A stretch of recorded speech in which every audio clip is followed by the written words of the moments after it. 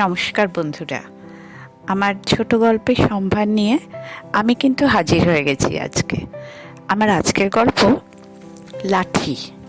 এটি একটু অনুগল্প, লেখিকা আশরাফি খাতুন। বাবা গত হয়েছেন বহুদিন হলো। হঠাৎ মায়ের যখন সেরিব্রাল অ্যাটাক হয়, ডাক্তার জবাব দেন।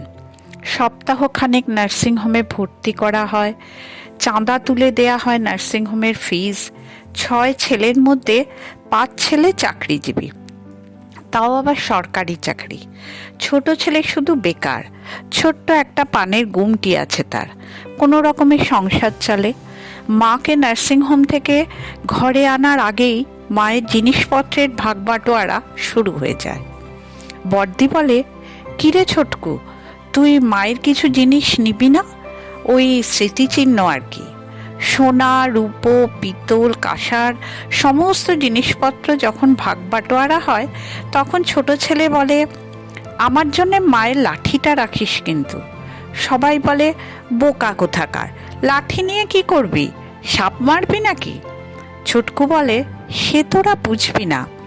মা যখন ছোটবেলায় হাত ধরে চলতে শেখান, ঠিক সেই রকম বুড়ো বয়সেও মায়ের হাতটা আমি এই লাঠির মধ্যে দিয়েই পাবো। শেষ করলাম আমার গল্প। নমস্কার।